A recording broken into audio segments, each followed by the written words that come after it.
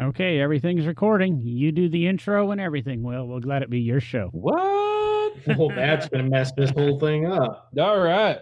First time ever. Welcome everybody to the next installment of No Driving Gloves. We've got a special guest this week, Tavis Highlander. For you of all that don't know Tavis, he is a world renowned artist. I can say that because he just got back from Dubai, by the way, and just become a really close friend of mine over the last, couple of years. We've been working together on a 1961 Impala that, if you go to No Driving Gloves Facebook page or Big Oaks Facebook, Instagram page, or even Tavis Facebook, Instagram page, you can see what we've been working together on. There's a lot more to come from that. So we were just kind of chatting the other day, and I was like, man, what about coming on the podcast? And Tay was like, sure, man, let's do it. So John and Derek agreed. So here we are. We got Tavis, we've got John, and we've got Derek. So believe it or not, there's actually four of us here this evening recording for you. So room's a little bit crowded. That's right. That's right. So anyway, Tavis, you want to kind of introduce yourself, and we'll start asking you some questions. Yeah, sure. Well, thanks first off to you guys for having me on. I appreciate it. It's an honor to know that somebody would actually want to talk to me for more than just business reasons and getting some work done for them. So that's pretty cool. Basically, I'm basically a hot rod designer full time, which not a lot of people get to say, and it's a real treat. So I work out of my studio in my house, and basically I do renderings and sketches for cool cars all day long, all the time. Nice, nice. Well, I'd like to kind of say how you and I got to know each other. Another good friend Sure. of mine, Robert McGaffin, was at the shop. And for you of y'all that don't know, Robert McGaffin Digital Photography is his business. He's actually a big part of the Wheel Hub magazine that's out. That's in my opinion, it's going to do nothing but grow and get bigger, especially since all the other magazines have basically been abolished, other than Hot Rod. So anyway, Robert was at the shop, and we were talking about this Impala, and I was complaining a little bit and about the situation I was in, about getting drawings and renderings and whatnot. And he was like, dude, you need to call Tavis. And I'm like, Tavis? And I'm like, oh, yeah, I follow that dude on Instagram, you know? So Robert highly recommended you. And, next thing I know, I pick up the phone, and I mean, it's like we've been working together for years, and we've worked together. I guess this is kind of like it was really our first project together, but since then we've done several more things together already. So, and we're still working on the Impala. It's been a fun process for sure. So that's how Tavis and I got to know each other. And I guess my first question for you is, how in the world did you get started in hot rod renderings? Well, most kids, like in high school, when you turn your test over and then you start doodling on the back, I just kept doing that. And even art classes, they'd always tell you, stop drawing cars, all that kind of stuff. Even when I get to university, and my professors are telling me while I'm studying industrial design as a major, they're saying, you're probably not going to get into the automotive world and be able to work on cars, so just, keep focusing on products and stuff. And I I guess I'm just stubborn, and I just kept pushing forward. And even before I graduated, I met Steve Strope at a car show of Pure Vision Design. This was probably 2006, and the TLC show Rides had just come out, and he was featured on one of the episodes, and so I recognized him at this car show, and barely worked up the nerves. My dad had to kind of push me to go talk to him, and I showed him my portfolio, and he was encouraging, said, keep working on this. You got talent, just keep going. And before you know it, instead of having a traditional internship, when I was at university, I actually sent out flyers for my imaginary business of, designing hot rods. And lo and behold, Steve Strope was my first customer. He had a project, kind of a corporate giveaway car with a Guitar Center that we worked on together. And that just kind of set me up, having a client like that right off the bat that could open doors for you left and right as we kept working together. And so from there, he was tight with all the magazines. So pretty soon I'm doing, work for Hot Rod Magazine, every month, and a number of the other magazines. We're doing, corporate builds and promotional cars. And then he gets me, all those guys kind of link in with, other companies, and then just do a good job, and everybody spreads your name for you, and things just kind of take off from there. And that's, good word of mouth has done me well over the years. Well, we say all the time on this show when we're talking is, it's a lot of word of mouth, and who kind of gets you places. I think that's why you have three little desperate guys here doing a podcast too. Just trying to get a name out there. One of these days, we're going to meet somebody that can get us somewhere. Well, you hear about guys that get a break and just go big instantly, but for 99% of people, it is a slow, arduous build that you enjoy doing something enough that you're willing to suffer for a while and to make it happen. And that's just what it is. You start out as the low man on the totem pole, and you start climbing to the top, and that's just how it goes. Absolutely, man. I could imagine that was huge for you, getting to know Steve pretty on in your career. And for those that hadn't ever heard of Steve Strope, I need you need to look him up. I mean, he's one of the most well-known hot rod builders in the country, and has been for years. It's not like he just kind of caught lightning in a bottle with a couple of cars. I mean, he was Grand National Roadster Show Builder of the Year. Had his own TV show a couple different times. I mean, he's out there, and a cool cat. He's too, one of the. Oh man, yeah, he's I'd say one of the most unique minds that I have worked with, and the design process that goes on in that guy's head is something else. You don't encounter that. That's he is intense, and the things he comes up with are unique, and it puts him in a little bit different spot than most hot rod builders. That's for sure. Right. Now, did you work on Joe Rogan's Nova?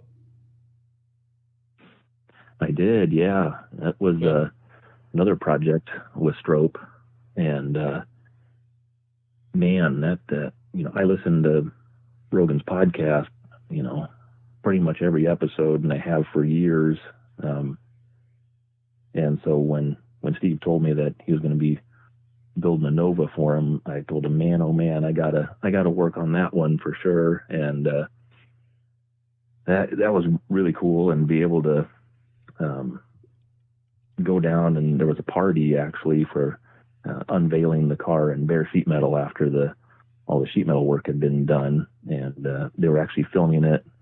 I think for the last episode of Steve's TV series on Motor Trend, and actually got to meet Rogan. We hung out for half an hour or so, talking about Rogan type things. So like Bigfoot and marijuana, marijuana. Yeah. UFC. You got it. Oh, so you can let the world know a little bit of information. Then again, you may not can. Do you know if that car is going to be at Grand National here coming up in the next couple of weeks? I think I didn't go to the Grand National last year, but I think they brought it in bare metal last year. I don't think it's going to debut finished at Grand National this year. Okay. I know it's going to be a SEMA unveil eventually. I don't have official word on, but I would think from the progress of everything, I would be thinking that it would be this year for SEMA, right? 2020 SEMA. Right. Yeah, it's a very unique car, so you won't walk right by it. You'll have to stop and look at it for sure. Is it called Pure Vision? Yeah, that's the name of Steve's business, correct? Okay, yeah, because I quickly Googled it, and Hot Rod did it was a year ago. They did a video on it, and there's a few things. So doesn't. Okay, so and it was. I've got to ask a question here with Tavis. You talk about kind of your what projects you've worked on, stuff like that, but one of the things I like to do when, especially talking to younger kids, generations, trying to get them into any type of, part of the field or the hobby is, kind of like, I guess, and I'm even curious about it, is, when you're working with any of these guys, Joe Rogan, any of the different people you've been designing for, even when it's small jobs and, for things like Big Oak Garage or something, I mean, whatever. Kind of how much liberty do you have with some of the design? How much do you work with the owners and the shops to really kind of get that rendering to where it needs to be for all ends of the job, so the shop, like Will and his guys and any of the shops you work with, can actually make that become a reality, and also just how much of it is kind of pleasing the customer and in how that rendering winds up looking.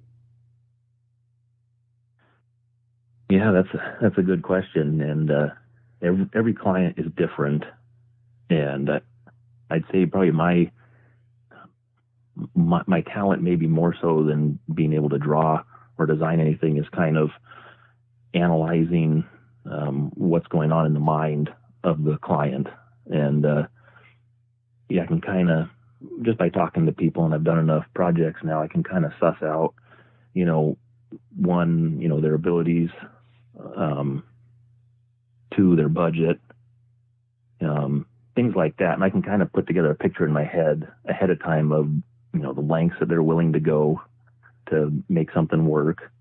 And, if I'm working with a shop, I'll go through and look at their past projects, talk to them about like what kind of equipment they have.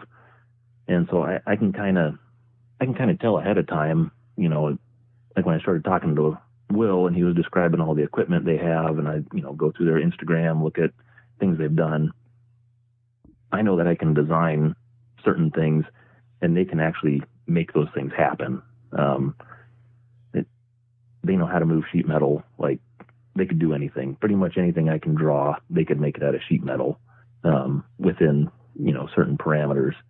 And that's a really important thing to understand, because, you can draw anything, that's relatively easy, but understanding a little bit of, fabrication process, that's extremely important because you have to design for the processes. So if I know someone can machine stuff, I'll look through that and kind of see what they've done, and I can kind of design towards their abilities, but maybe with a little extra push in there that, we can kind of see if they can go ahead and actually make that happen. If they can't, that's fine. But, and even for myself, I kind of have an understanding of all the processes and the basics. I don't know how to do much of it myself, but I kind of know what goes into designing for those specific processes. Very cool. Very cool.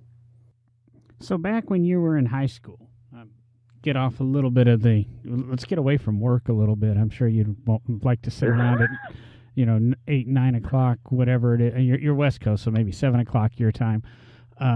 Talking about work still, I try to get out of there. When I leave, I leave. Back when you were in, high school, junior high, you're right. I remember sitting around drawing cars and tracing cars because I really don't draw very well. Do you think there was a moment that you knew you really wanted to do? Is that where it clicked? What clicked that made you think that this could be a, career path? I know you talked about being in, the design classes and everybody telling you it's insurmountable and you'll never amount to anything in this career, which I think all of us have been told that at some point. What was that inspiration when you were younger that gave you the drive to continue to do it, or was it just to prove that professor wrong? Well, my parents are both, entrepreneurs. So my dad built custom homes, and he would do, all the design work. And he'd work with the crew, and knew how to do a little bit of everything. And so seeing that, I knew that you can just make your own way in the world. As long as there's a market for what you do, you can make it happen. And then, boy, when I was about 12, I had to get a job to make some money, because I already had my eye on, what my first car was going to be. So I was going to have to start saving. And so my folks actually got me set up where I started building birdhouses and selling them at the local Saturday market. And I remember the first time I went there, I think I made $100 on a Saturday, and I was sold. That was it. It was like, oh my gosh, I can make money building stuff in the garage. This is great. And I actually did that through my first couple of years of college every summer. And I'd probably be making a lot more money if I would have just stuck with doing that stuff. But it's kind of a terrible thing to say, but I think I did really well doing that. Any of us will sit here and say, we're not in it for the money. We're in it for the fun. I would rather have a good day at work than make a ton of money and, suffer through the pain. So. Oh, exactly. And that's kind of how my life is now. I have something that I really want to push towards. And, even as a kid that, doing that, garden art stuff and selling it, it kind of taught me, self-responsibility. I had to learn how to, how much product do I make before I go to a certain market. I had to interact with customers directly. I had a business license when I was 13 years old and, collecting sales tax and paying quarterlies, all that kind of stuff. But it taught me all that stuff early, and that you don't really have to follow rules. You don't have to get a traditional job if you don't want to. You can kind of make anything work as long as you're good at it and you work hard enough. So, and I'd always liked cars, and one of my first vehicles was a '53 Chevy truck, and that was my daily driver to high school, and I always loved working on it. And so I just thought, how do I, connect together my design sense and artistic abilities, and I like making things, and how do I put that all together? And that's how I kind of got towards the design and rendering part of it. And then also seeing kind of I really liked all the work of like, Tom Taylor, Steve Stanford.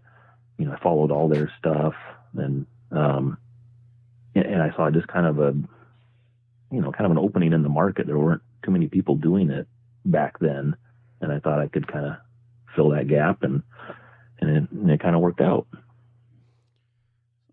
What do you feel?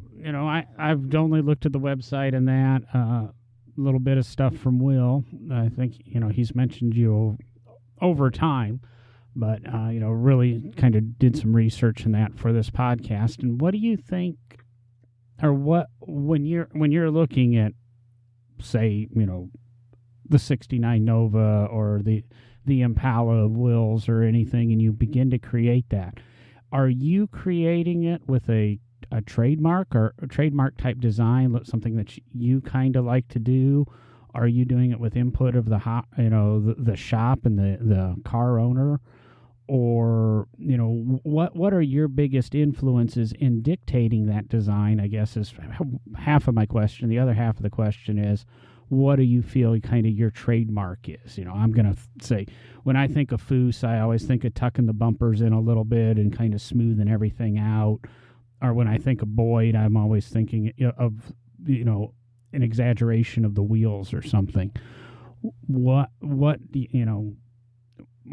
dictates the style, and what do you try? What is your personalization, or what are you trying to be?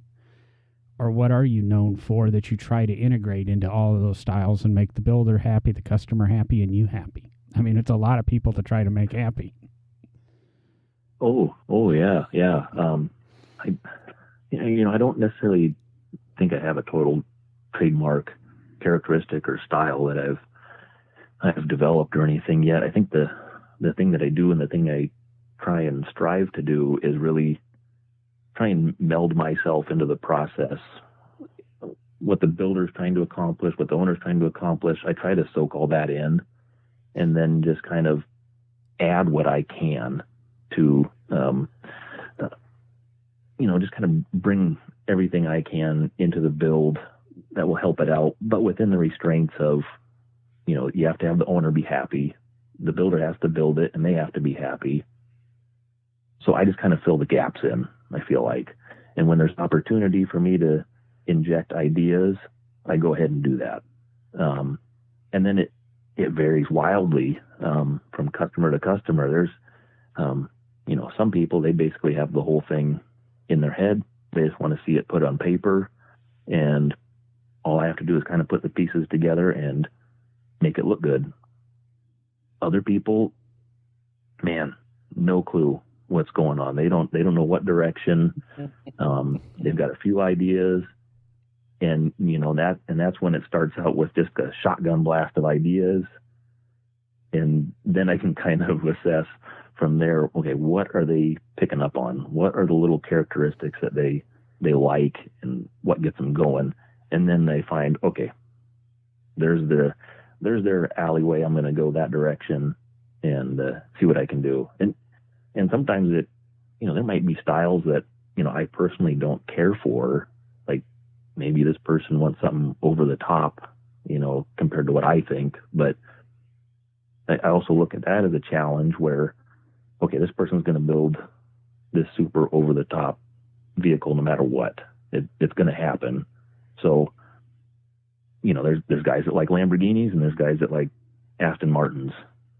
Two totally different styles. But if you're going to work on a Lamborghini, do the best you can with that styling and that design language. Don't try to turn the Lamborghini into an Aston Martin. So right.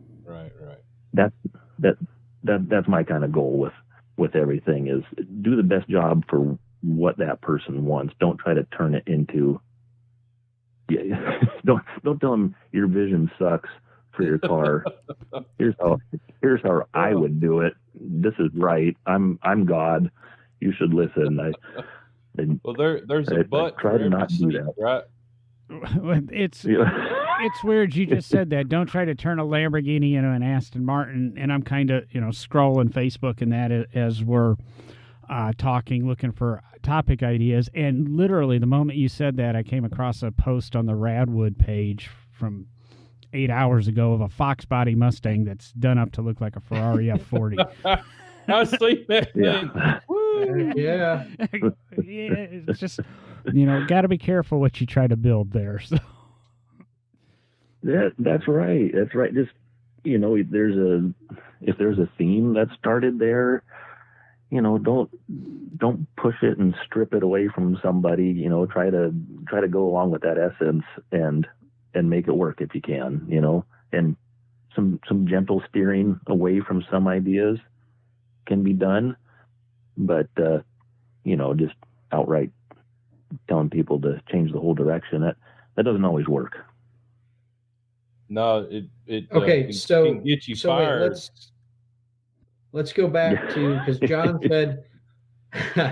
John said earlier he was trying to take the conversation away from work, and of course it's going to come back to work because we're talking to you on the podcast because of the work you do. But back when you were flipping your tests over in high school and drawing cars on the back of doodling cars and all that,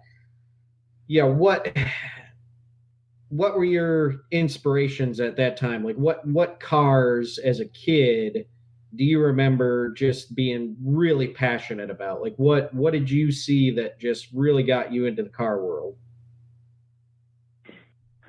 Oh man, it was mainly all the local stuff at car shows and even in the high school parking lot. I mean, like my friend had a 63 Impala lowrider with green flames on it. My other friend had a big old Pontiac Bonneville. There was a second gen Camaro I remember a kid had, and just I kind of liked everything. And I'd always read like Street Rodder, Hot Rod, trucking. I've always been into trucks.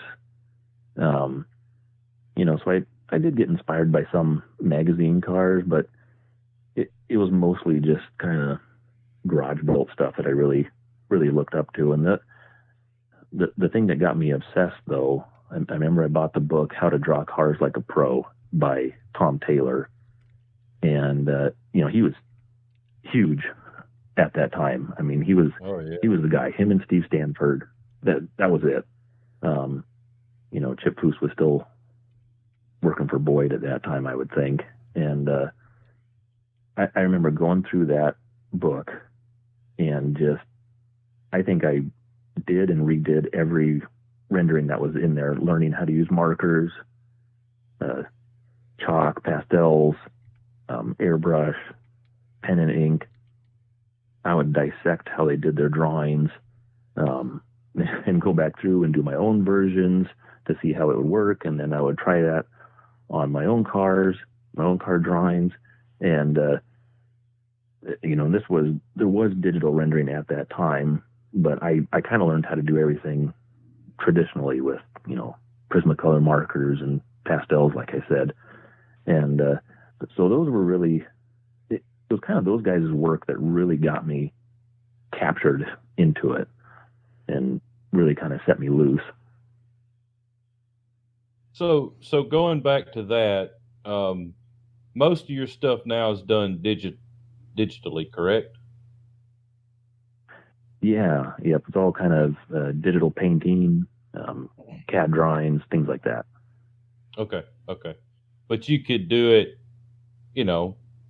I guess this may make some guys mad, but the kind of the old school way of doing things, where you really just sit down with a notebook and a piece of paper and go to town. Yeah. And that's kind of how I learned to do stuff. The thing with digital is, I'm not worried about creating artwork per se. It's more creating a design tool to kind of lead us along the way for making decisions. So I'm not really worried about, making it a fine piece of art at the end of the day. And it's just way more efficient to do everything on the computer. If we want to try out different wheels, I don't have to redraw the entire, drawing again. And I can just draw new wheels. And how many different colors have we done the Impala already? A few. there's at least 7 or 8 different colors that we've been kicking around, and so yeah, that makes it a lot easier changing colors and like wheels and trim. Oh, I can imagine. I mean, it's got to be way, way, way more efficient.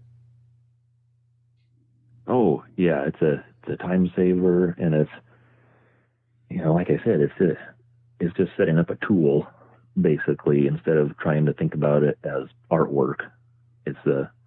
We're just kind of having a nice little way to be able to make decisions and get to a final product that is the car, not a piece of artwork. Right.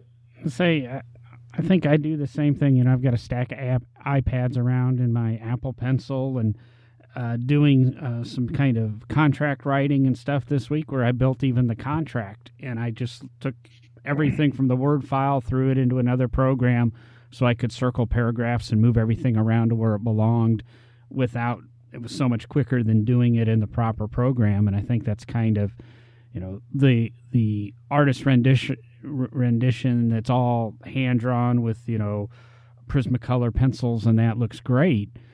But I think the efficiency of, digital drawing and what like you said, what you can do in 18 different colors, and, Will over the next 52 weeks could have 52 different designs of his Impala a little bit, so nobody knows what's going to show up at what show or such. I'm a full supporter of everything digital. Yeah, I mean, I wish I could, like I said, I wish I could draw, but that's just not me. Well, I've got to imagine one of the hardest things for you to do, Tavis, is, I can't draw nothing.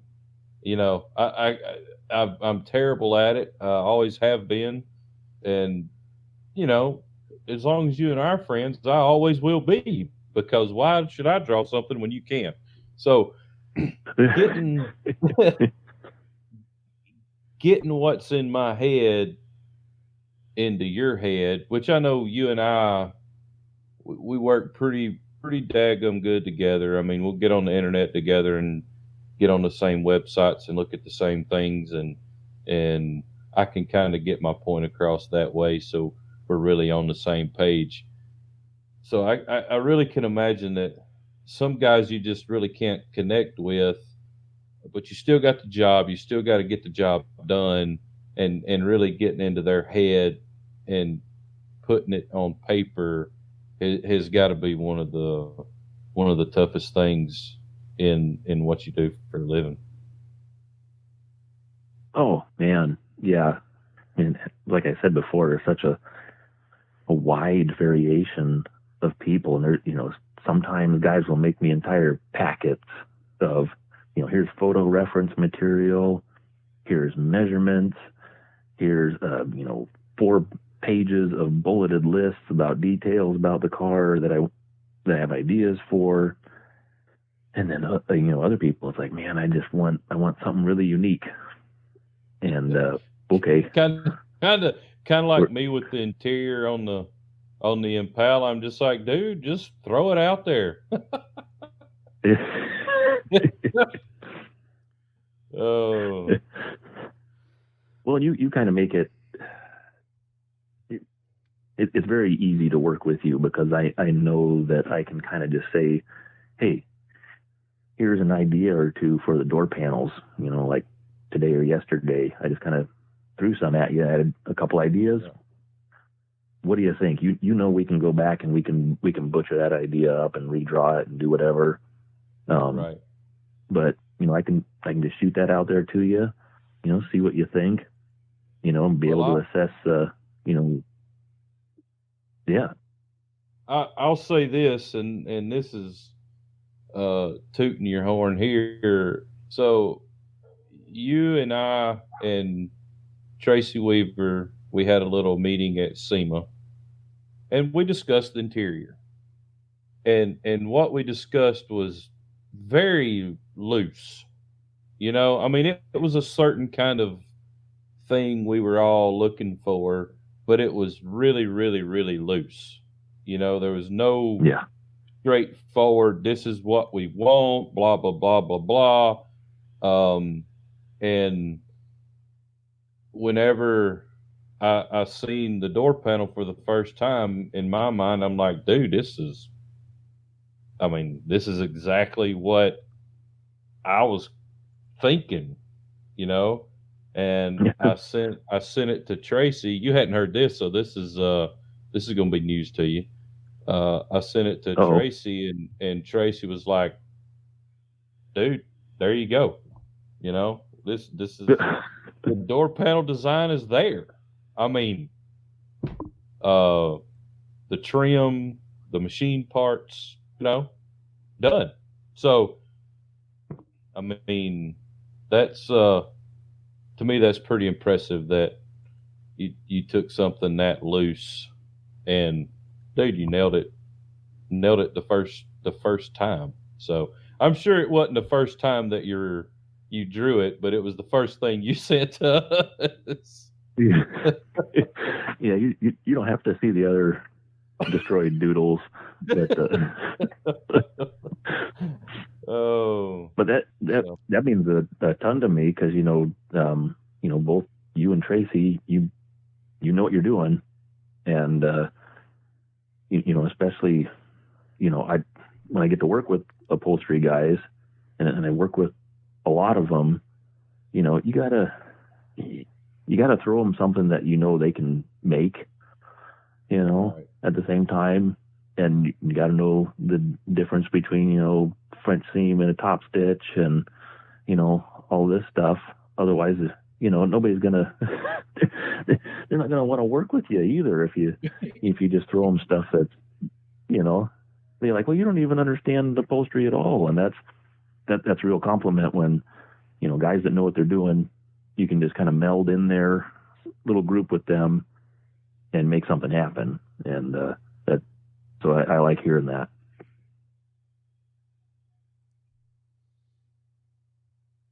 So, hypothetical question for you here, Tavis.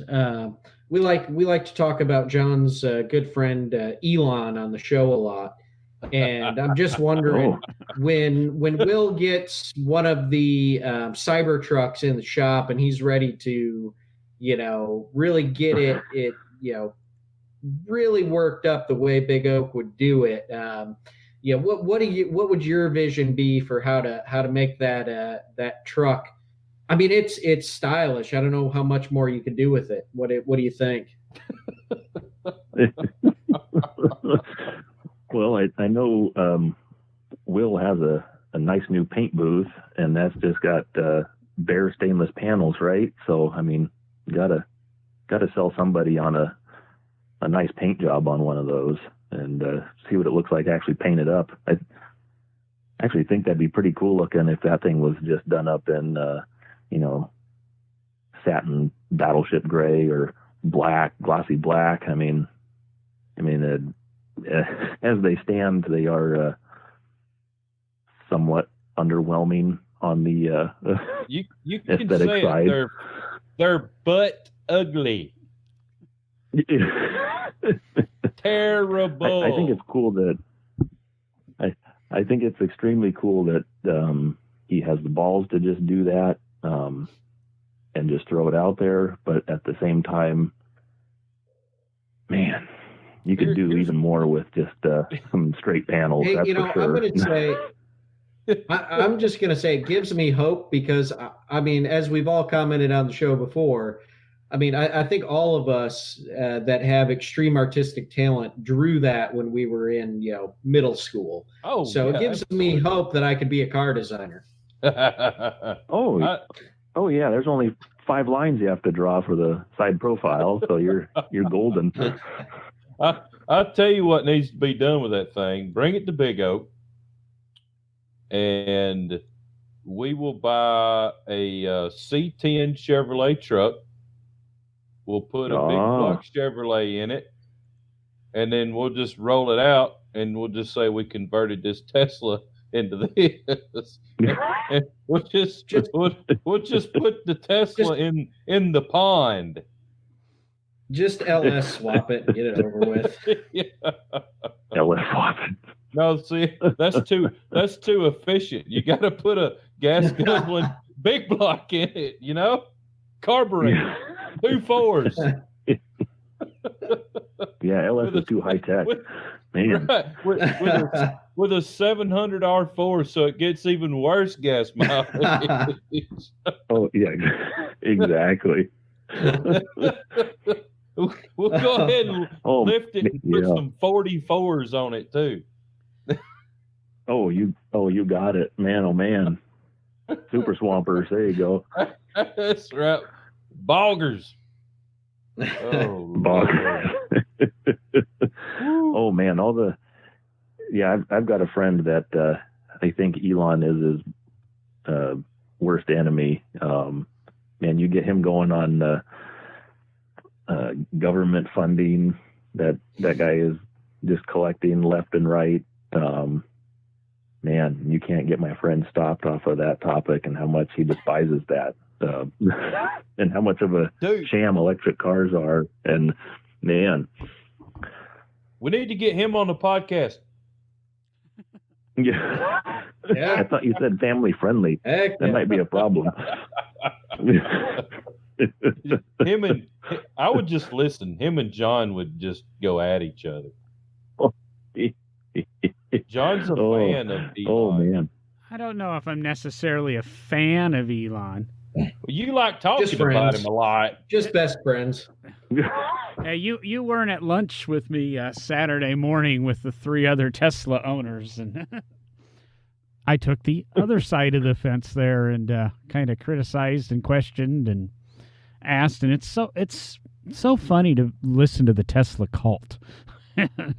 Oh, this is what he's doing, and this is what he's doing, and this is what he's doing, and okay, you're the one whose car accosted you on the way to the restaurant. We were walking by his. He had an X, and he was walking by, and his car door opened into him and tripped him. Because he had the proximity summon thing or whatever. But yeah, and they do a lot of cool stuff. But it's, man, oh man, I totally understand the balanced argument on the other side too, of people when they want to be efficient, for the environment, you got to look at product life cycles and everything. I mean, how everything starts as a product and how it finishes as a product. So being efficient could maybe mean getting the 1970s pickup truck, fixing it up, and keeping it on the road for 50, 60 years versus buying a new plastic thingamajig crossover sport utility vehicle that's loaded with, lithium-ion batteries or whatever. You got to look at that entire product life cycle. It's not just, I don't put gas in this. That makes it incredible. And I think a lot of people gloss over that. And that's an important step. So people need to think about that too. That was a 5-minute conversation on the cigar podcast I listened to, because the guy that owns the shop and does the podcast and has all the money, he just got rid of his Escalade for a Tesla, and they were giving him a hard time on how much he's increased his carbon footprint. Yep. Yeah. It's so true. I mean, this is why I want to get to the point where I'm driving the antique cars more often than any of my other cars. So, because I think that's true in all of our everything we do. Like John, like you're saying, I mean, I was listening to I think it was a podcast the other day that happened to be on, probably one of the NPR ones anyway, but it was talking about how much more truly efficient it is to, buy used items, repurpose them, things like, I mean, and I know John and Will know this, I'm sitting at a 1930s, 30s, late 30s, early 40s flip top secretary that I bought online off of Facebook Messenger for $40, made the couple of wood repairs it needed,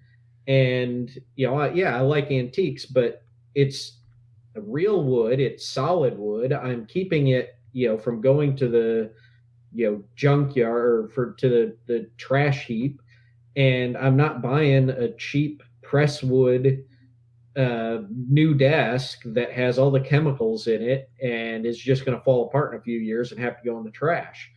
It's really more efficient to repurpose and reuse things in a lot of cases than it is to go out and buy these new plastic, throwaway. That's what it was about, throwaway culture. That's what it was, and that's what we're moving to, even with our cars.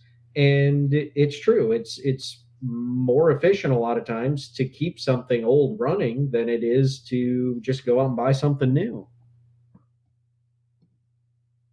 It's more efficient on your wallet. Absolutely. Too. Yeah, I agree, Will. Well, there we go. We got it completely away from work for. That's what we're here to do.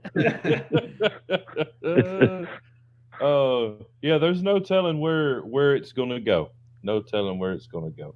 But see, the great thing there is go out, buy an old, square body Chevy truck or, some old vehicle, get a hold of Will, get a hold of Tavis and have them design something up for you, repurpose it, start using it. Boom, efficiency. But if you took that square body and you took a Tesla Model S and took the body off of it and put that square body on there, think of how low and quiet it would be. Shut up. Yeah, I guess.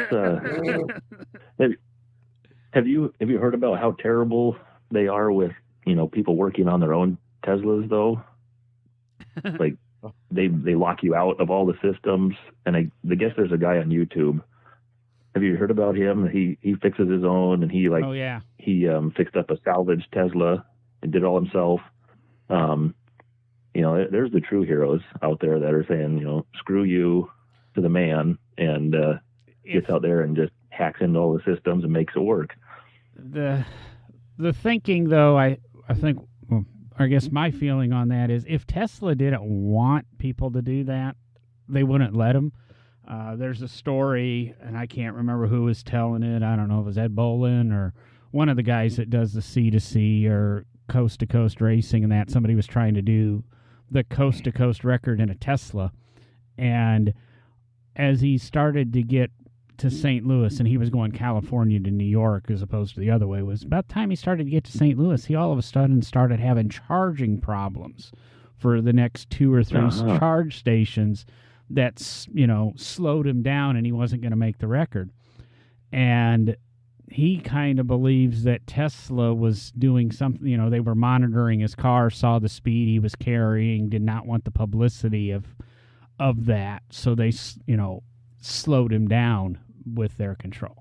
And I'm a closet conspiracy theorist, so I'll go both sides. I like a lot about Tesla. I like talking the conspiracy theory about Tesla.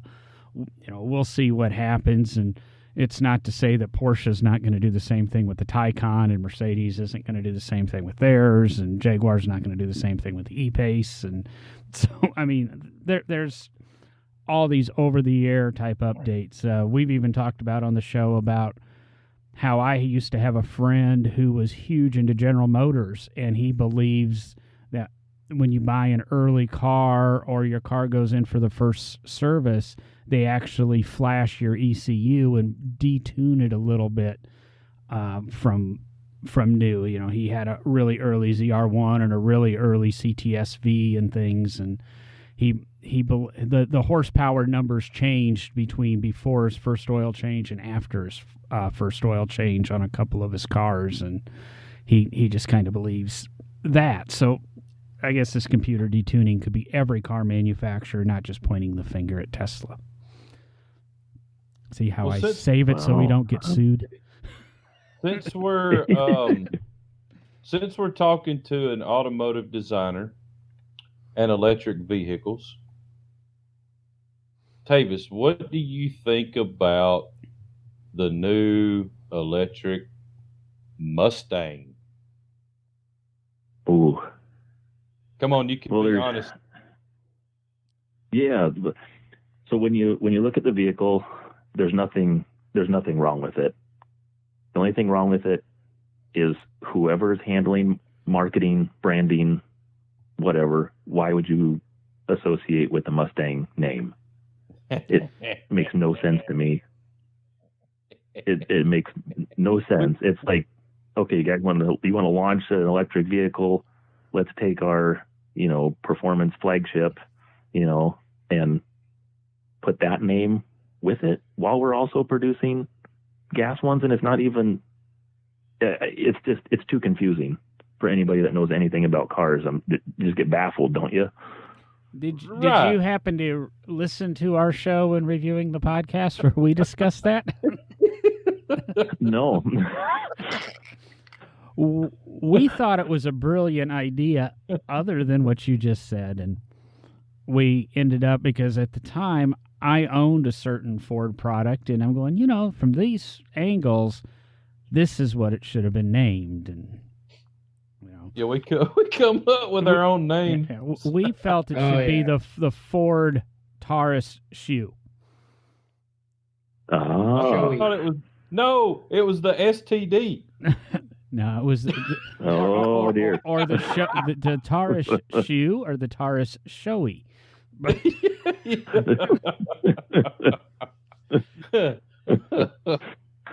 Oh Lord. I figured you and I were on the same page with that one. I mean, come on. You just took the Mustang. Oh, well, I mean, I guess they've kind of done this before with the Mustang too. I mean, that car was a turd. Yeah, but they didn't sell a high performance version next to it.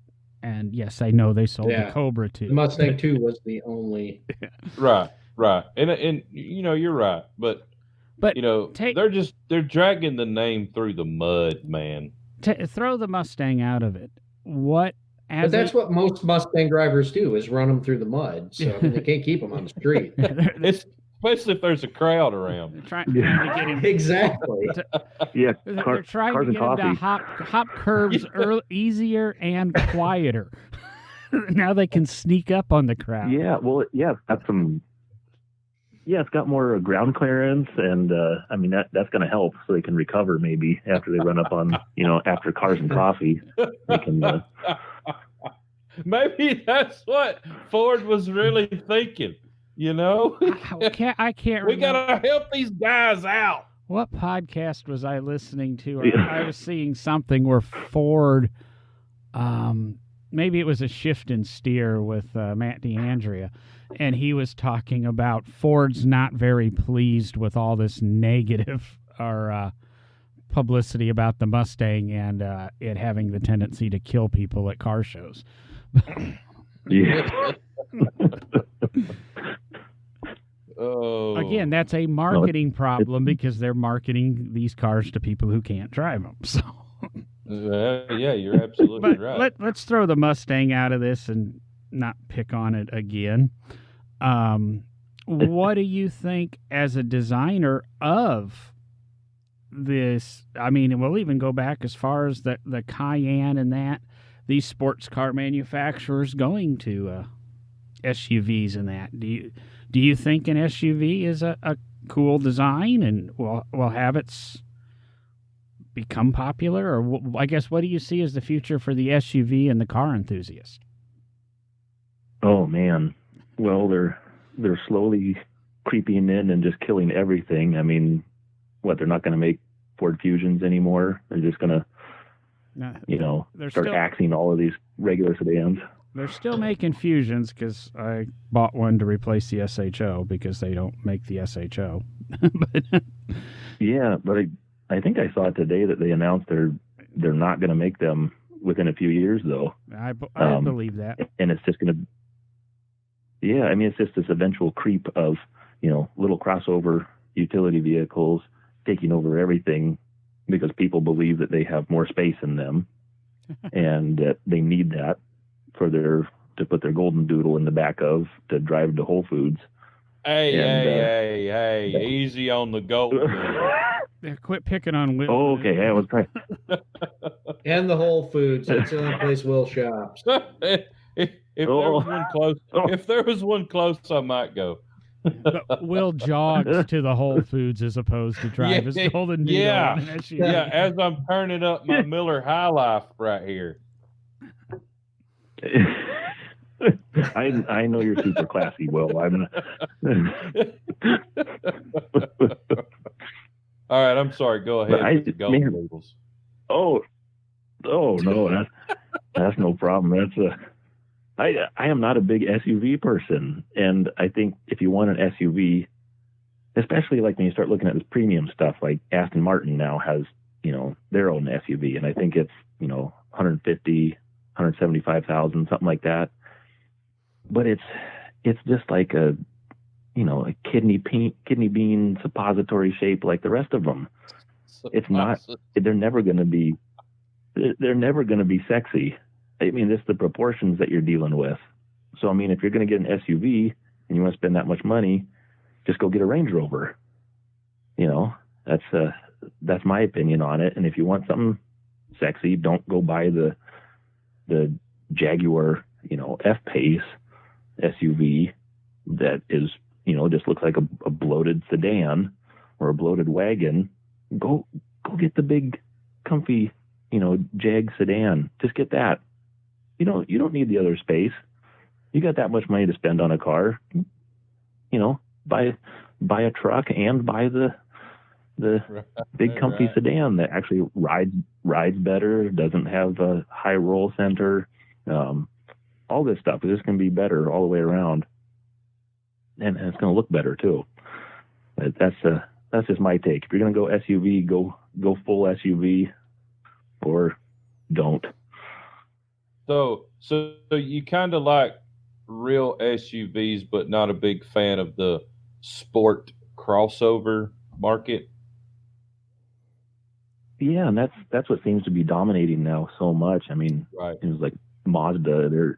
I think it was just today or yesterday they announced they're coming out with another SUV to go in between the 3 and the 5 that they have right now, and it's like, why do you need another one in between there? And it's just mind blowing to me. And I like extremes though. I like if you're a family man and you want full practicality, then just get a van. Who cares? Yay. But then don't try to don't try to. Now we're moving into the van conversation. Yeah, but John, you technically don't have any Hot kids, topic. And you like vans. That's creepy. Oh, what? I just that's a drove little white, creepy. White Transit Connect cargo van. Nothing bad's ever come of a guy driving around in a white van with no windows. The fewer the windows. Yeah, you never call those guys in. Oh Lord. That's the kind of thing with me though. I think people want to have a car that does everything. I can put the kids in there. I can have some cargo room. It still looks kind of sporty. I want a Swiss Army knife. Yeah. Well, I'll that's say, right. I'll give my stepsister credit right here. She contacted me a couple of weeks ago, and they were looking to get rid of their Caravan, and she's in her 30s. I guess it's probably wrong to say how old she really is, and she's owned 2 cars in her life, as opposed to me, who's well over 50, and not that 10 years older than her. But she, said, we want something. We want 3 rows of seating. They've got 2 kids. And then when the kids have friends, they kind of need 3 rows of seating. And I said, well, you've got the best thing on, the market. You just need to buy another van. And she goes, that's what I thought. And 2-3 days later, they bought a new Pacifica because she realizes, and I think my dad taught it to both of us, that, a minivan is so damn practical in so many different ways. Except I think they're just uncool, much like the station wagon was uncool to my generation. I'm in my late 40s, Tavis, if that helps. It was uncool to my generation, and now all of a sudden it's the coolest thing under the sun. And And I've seen a couple of the Cadillac CTS wagons in the last couple of days, and that's still a pretty good looking car. So. Yeah.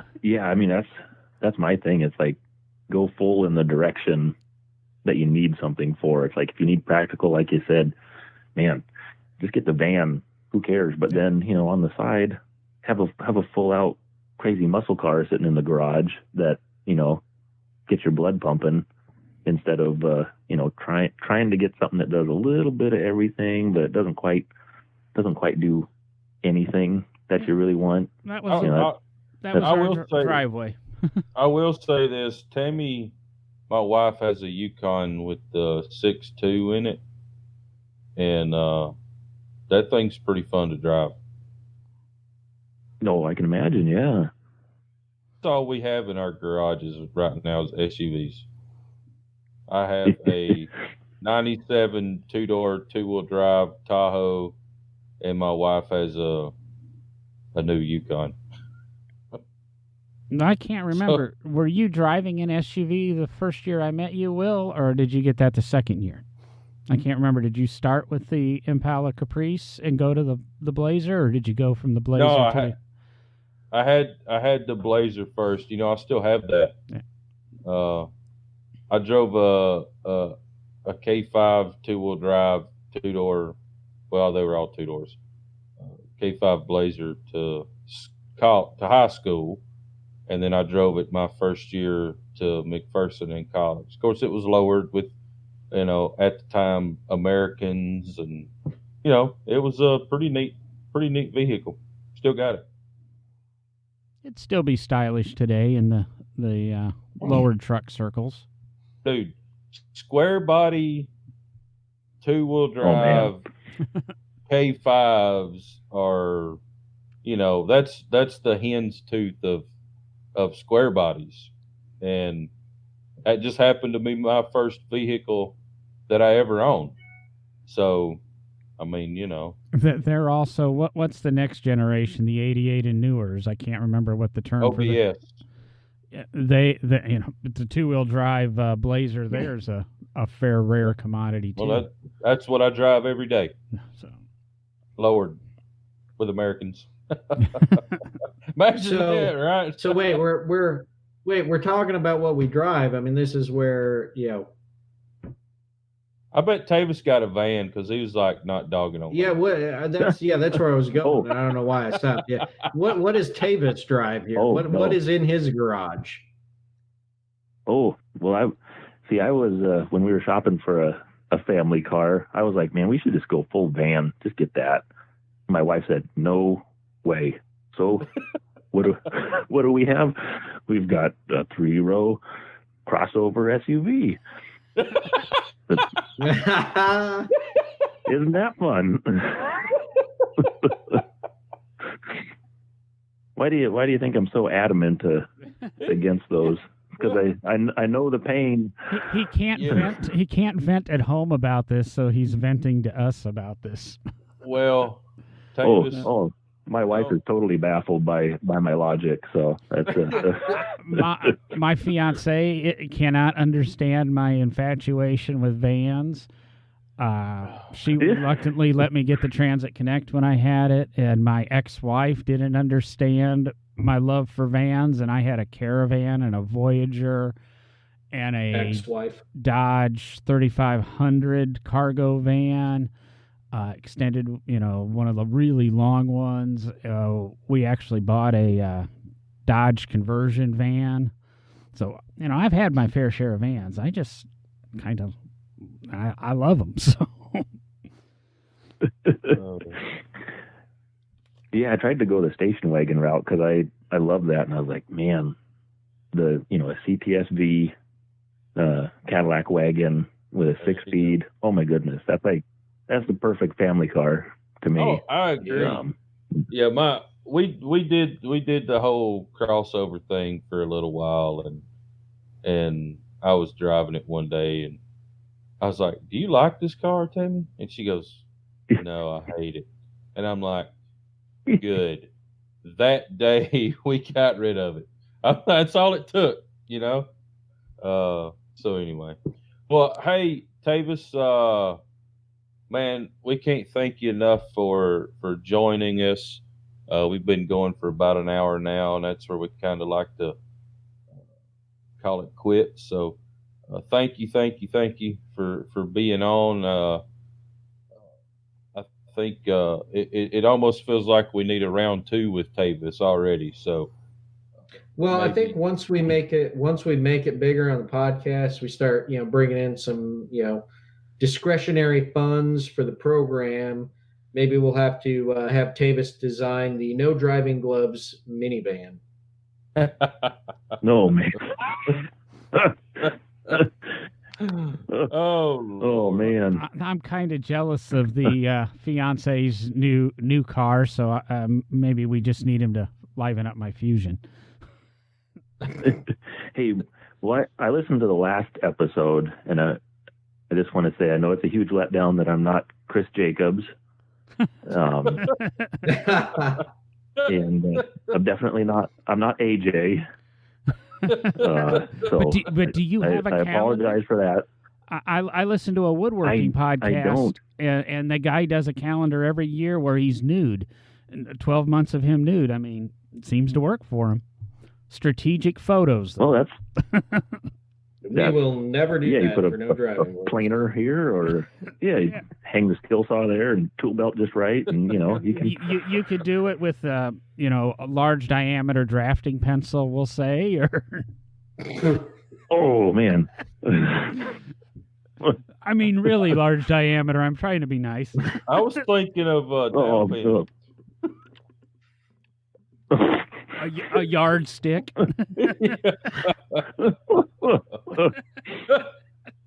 Oh, maybe even the cord off your skill saw. Oh man. I'm thinking maybe a strategically held micrometer. Yeah, there you go. Yeah. Yeah. Oh. Well, I have worked with AJ's husband. That's about as close as it gets. So, we did a TV show together. So that's see, you got your how many degrees of separation here? So it kind of works. So yeah, there you go. Yeah. Well, thank you, Tavis. This has been fun. I think it was a great conversation, and look forward to hanging out with you here in a couple of weeks at Grand National Roadster Show. So, for you guys that are listening that are going to be at Grand National Roadster Show, Big Oak Garage is going to have a booth in Building 4, and Tavis is actually going to be having a booth in Building 6. So, put a face with the name and come out and see us and check out, Tavis's work. We're actually going to have the Impala there in bare metal, so you can check out our metal work. You can check out Tavis's design work and talk to us in person. So if you're going to be in the area, make sure you come by and say hello and pick up a t-shirt or whatever. So we might go ahead and try to get Will some No Driving Glove stickers too. So you come up and mention the podcast, he'll give you a sticker. There you go. Yeah, hey, we got to get him there somehow. Heck yeah. So with that, Will started it. When he decides it's over, it's over. Well, you know what? It's over. Hang glider. I'm out. Wait, guys, we haven't talked about any Zambonis yet tonight. and how that would be styled in a hot rod fashion? Yes. They're already pretty low to the ground. I don't know what I'd do. There's some movie or episode of The Simpsons or something that had a hot rod one with like side pipes or something. But there, episode 2 with Tavis, that'll be it. We'll start with the hot rod Zamboni discussion. Hot Zamboni talk. But I'm out of here for the night, guys. Nice. I'll talk to you later. All right, thanks, guys. Zamboni.